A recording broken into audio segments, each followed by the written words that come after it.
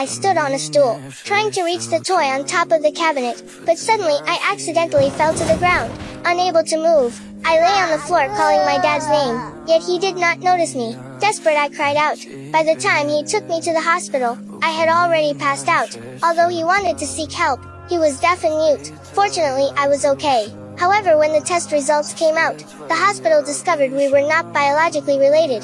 As a result, the police began an investigation, and they found my biological mother, a wealthy businesswoman. It turned out that 5 years ago, he had accidentally found me.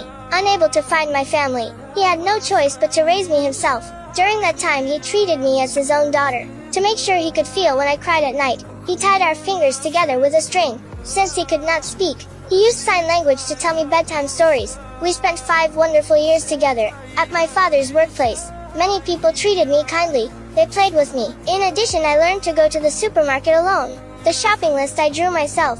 I could not only take care of myself, but also take care of my father. When he was busy, I would send him my photos. At those moments I thought he must be happy too. I believed he loved me as much as I loved him. One day on the subway, I stared at a Barbie doll without looking away. He noticed how much I wanted it, and insisted on buying it for me, even though I knew he could not afford it. Then my mother learned that I was still alive.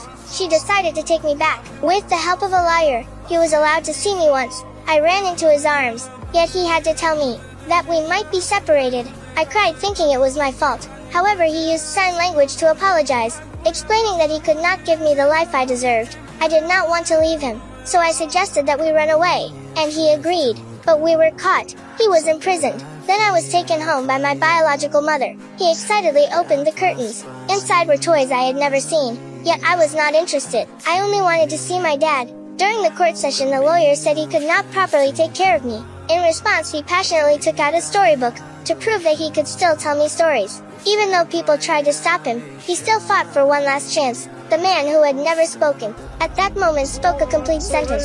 Staring at the cold judge, he looked at my